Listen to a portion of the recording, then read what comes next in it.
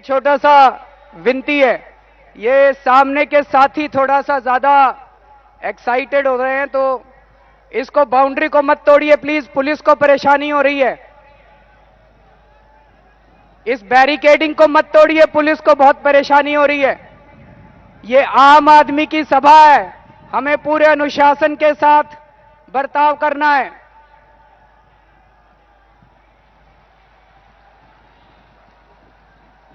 बहनों, भाइयों, माताओं, बुजुर्गों, सबसे पहले आप सबको मेरा नमस्कार, मेरा प्रणाम। दोस्तों, आज एक बहुत ही ऐतिहासिक दिन है। अभी जो शपथ ली गई है, ये अरविंद केजरीवाल ने शपथ नहीं ली, इन 6 मंत्रियों ने शपथ नहीं ली। आज दिल्ली के हर नागरिक ने मुख्यमंत्री की और मंत्री की शपथ ली है। ये सारी लड़ाई जो हम लोगों ने लड़ी थी, ये सारी कवायद जो हम लोगों ने की थी, ये कवायद हम लोगों ने अरविंद केजरीवाल को मुख्यमंत्री बनाने के लिए नहीं की थी, ये सत्ता के किले तोड़ के सत्ता जनता के हाथ में देने के लिए की थी। दोस्तों, आज आम आदमी की जीत हुई है। दिल्ली के लोगों ने इस बार दिल्ली विधानसभा के चुनावों में एक बहुत बड़ा काम करके दिखाया है। अभी तक हम लोग, इस देश के लोग बिल्कुल निराश हो चुके थे। हमें लगता था इस देश का कुछ नहीं हो सकता, यह देश तो बिल्कुल गर्त में जा रहा है, इस देश की राजनीति ने सब कुछ बर्बाद कर दिया था। लेकिन इस बार दिल्ली विधानसभा के चुनाव में दिल्ली के लोगों ने दिखा दिया कि ईमानदारी से भी राजनीति की जा सकती है, ईमानदारी से चुनाव लड़े जा सकते हैं और ईमानदारी से चुनाव जीते जा सकते हैं। दोस्तों, इसके लिए मैं आप सब लोगों को बहुत बहुत बधाई देता हूं, दिल्ली के लोगों को बधाई देता हूं। ये एक बहुत बड़ी जीत है, दिल्ली के लोगों की जीत है। मैं परमपिता परमेश्वर, ईश्वर, अल्लाह, वाहेगुरु, उनको मैं धन्यवाद देना चाहूंगा कि जो ये जीत हुई है, ये वाकई एक कुदरती करिश्मा लगता है।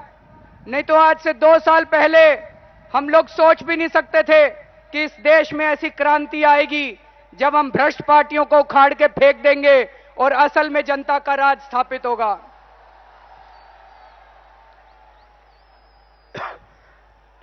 दोस्तों, ये हमारी वजह से नहीं हुआ, ये जरूर कुछ ना कुछ कुदरती करिश्मा है और इसके लिए मैं भगवान का धन्यवाद अदा करता हूं, ईश्वर का धन्यवाद अदा करता हूं, अल्लाह का शुक्रिया अदा करता हूं। दोस्तों, अभी तो ये शुरुआत है,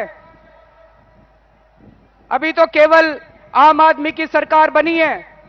असली लड़ाई अभी बहुत लंबी है और ये लड़ाई हम लोग नहीं लड़ सकते, ये अरविंद केजरीवाल अकेले नहीं लड़ सकता, हम 6 लोग 7 लोग मिलकर ये लड़ाई नहीं लड़ सकते। लेकिन मुझे पूरा यकीन है कि अगर दिल्ली के 1.5 करोड़ लोग इकट्ठे हो जाएं तो इस देश से, दिल्ली से भ्रष्टाचार हम दूर कर सकते हैं, मिलकर भ्रष्टाचार दूर कर सकते हैं।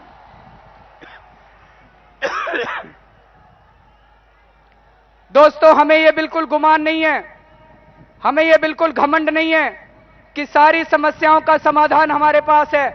हमारे पास सारी समस्याओं का समाधान नहीं है।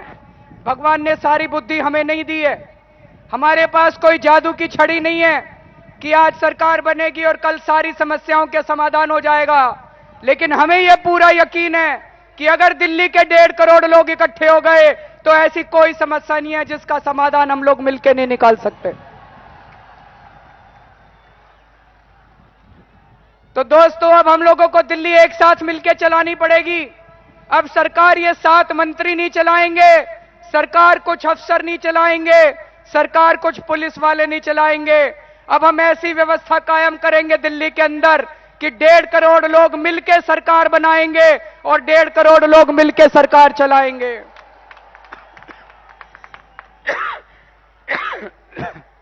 दोस्तों, याद करो, आज से 2.5 साल पहले यहीं पे हम लोग रामलीला मैदान में इकट्ठे हुए थे जब अन्ना हजारे जी ने 13 दिन का अनशन करा था। क्या मांग रहे थे हम लोग कह रहे थे भ्रष्टाचार के खिलाफ एक सख्त कानून पास करो। इन 2 सालों में सब कुछ करके देख लिया, अनशन किया, धरने किए, प्रदर्शन किए, सब कुछ किया। लेकिन दोस्तों धीरे धीरे ये साफ हो गया कि जब तक इस देश की राजनीति नहीं बदली जाएगी तब तक इस देश को सुधारा नहीं जा सकता। इस देश की राजनीति बदलनी पड़ेगी। अन्ना जी कई बार मुझे कहते थे कि राजनीति कीचड़ है, गंदे हो जाएंगे। लेकिन मैं अन्ना जी को समझाया करता था कि अन्ना जी अगर ये राजनीति कीचड़ है तो अब इस कीचड़ के अंदर खुद ही घुसना पड़ेगा और उस कीचड़ को खुद ही सफाई करनी पड़ेगी। आज हमारे देश की समस्याएं, कई सारी समस्याएं गंदी राजनीति की वजह से है। आज हमारे सरकारी स्कूलों में शिक्षा का स्तर खराब है क्योंकि राजनीति खराब है। आज हमारे सरकारी अस्पतालों में दवाइयां नहीं मिलती हैं क्योंकि राजनीति खराब है।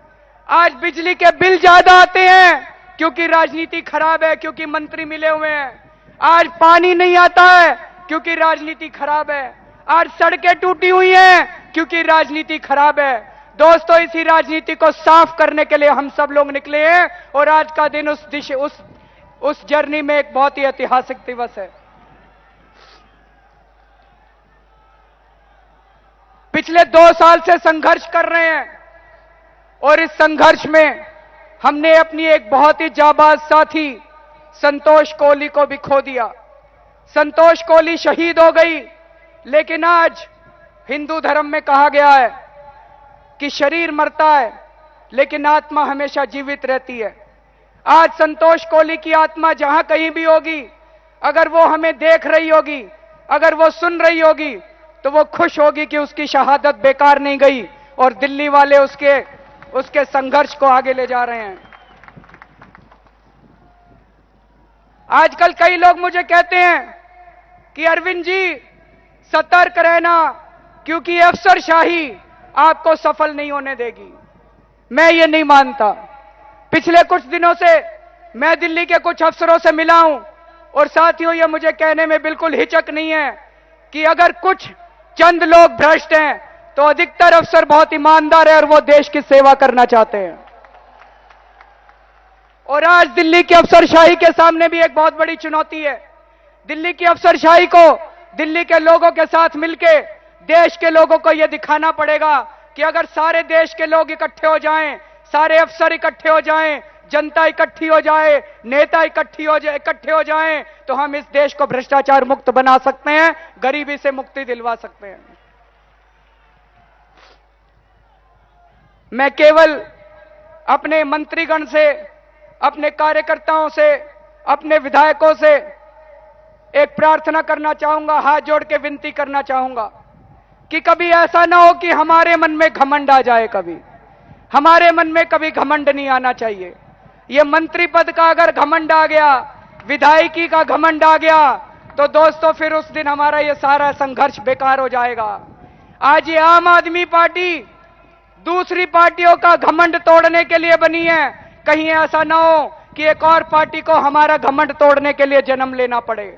कभी घमंड मत करना दोस्तों। और यह बात कार्यकर्ताओं के लिए भी है।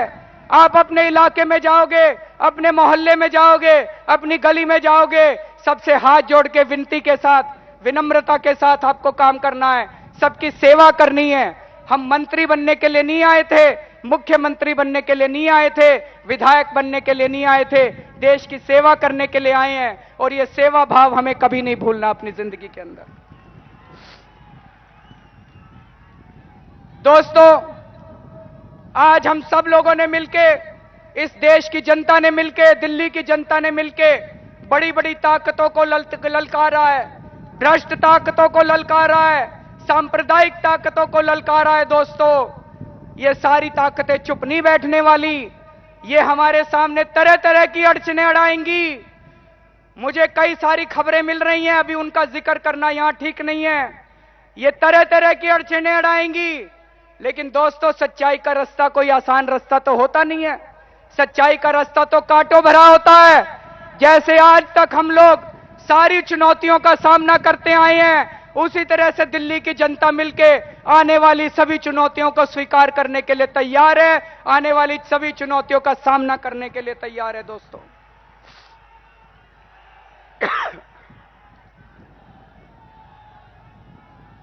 मैं समझता हूं कि हमारे ऊपर, मेरे ऊपर, इन मंत्रियों के ऊपर, विधायकों के ऊपर एक बहुत बड़ी जिम्मेदारी दी है दिल्ली की जनता ने।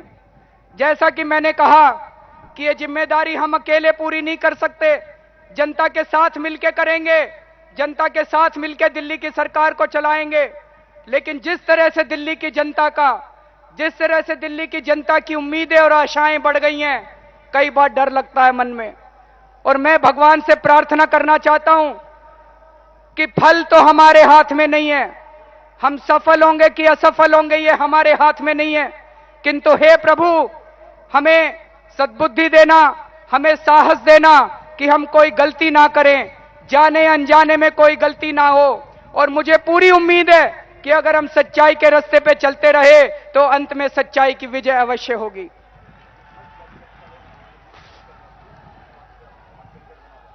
और इस पूरे संघर्ष में मैं सभी के साथ का आह्वान करता हूं। डॉक्टर हर्षवर्धन जो बीजेपी के नेता हैं, मैं उन्हें जानता हूं, बहुत अच्छे इंसान हैं। उनकी पार्टी के बारे में तो मैं नहीं कह सकता, लेकिन डॉक्टर हर्षवर्धन साहब अच्छे इंसान हैं। मैं कांग्रेस, भाजपा, अन्य सभी पार्टियों के नेताओं से अपील करता हूं कि अगर आप लोगों को वाकई लगता है, अपने दिल से पूछना, अपनी आत्मा से पूछना, आज रात को जब सोओगे तो अपने दिल से पूछना कि अगर आप लोगों को वाकई लगता है कि जो हम लोग कर रहे हैं वो सच्चाई पे चल रहे हैं, जो काम हम लोग कर रहे हैं वो देश के लिए कर रहे हैं, तो अपनी पार्टी को भूल जाना, आप सब लोग भी मिलकर देश के लिए इस काम करना, आप सब लोग भी इस लड़ाई में साथ देना।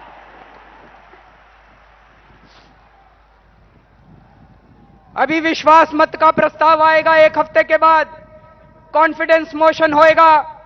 कुछ लोग कह रहे हैं कि विश्वास मत गिर जाएगा, कुछ लोग कह रहे हैं कि विश्वास मत पास हो जाएगा। लेकिन दोस्तों, हमें इसकी चिंता नहीं है। विश्वास मत गिरे या विश्वास मत पास हो, यह बहुत छोटी बात है। हम देश को बचाने के लिए चले हैं। अगर विश्वास मत गिरेगा, हम जनता के बीच में वापस आ जाएंगे। जनता अगले चुनाव के लिए तैयार है और अगले चुनाव में भारी बहुमत से जनता आम आदमी पार्टी को जिताएगी। हम यहां पे कोई सत्ता लेने के लिए तो आए नहीं है कि जोड़ तोड़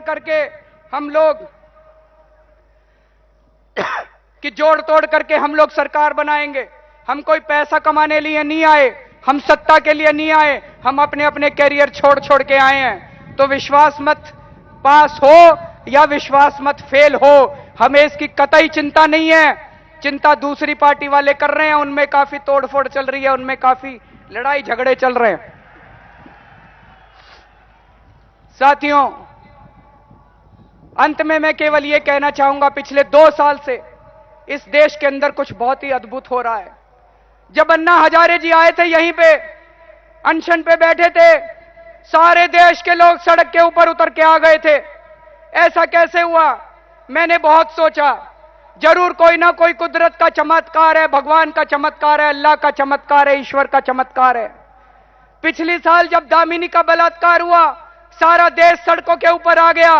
बलात्कार तो इसके पहले भी बहुत हुए थे, लेकिन पिछले 2 साल से दोस्तों कुछ ना कुछ तो अद्भुत हो रहा है इस देश के अंदर। पूरे देश के अंदर एक अद्भुत तरंग दौड़ रही है दोस्तों, और मुझे पूरा यकीन है, मेरा मन कहता है कि आने वाले 5 साल के अंदर यह देश वापस सोने की चिड़िया कहलाएगा।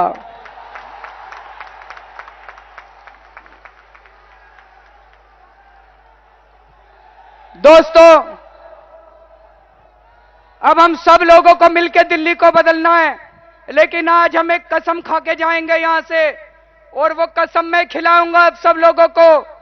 हम ये कसम खाएंगे कि हम जिंदगी में कभी रिश्वत नहीं लेंगे, रिश्वत नहीं देंगे। लेकिन उसके पहले अभी अपना कोई काम नहीं हुआ करता था बिना रिश्वत दिए। सरकारी दफ्तर में राशन कार्ड बनवाने जाते थे, कोई भी काम करवाने जाते थे, हमसे पैसे मांगते थे, और पैसे नहीं दो तो धक्के खाने पड़ते थे।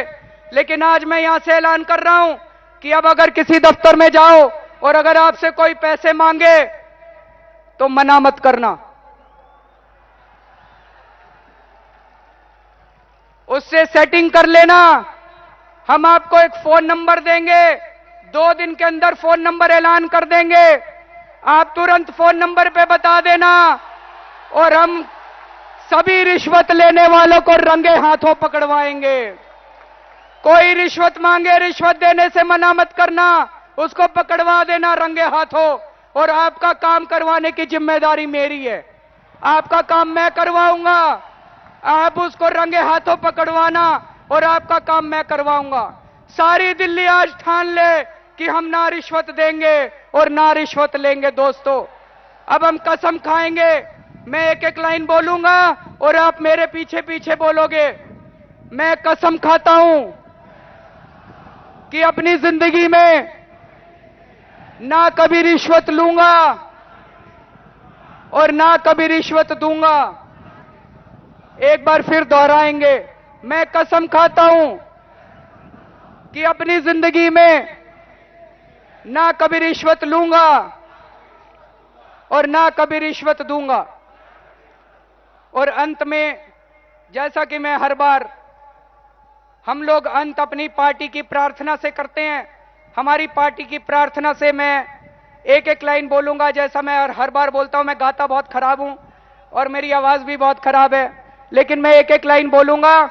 आप लोग मेरे पीछे पीछे पूरे भाव के साथ बोलेंगे।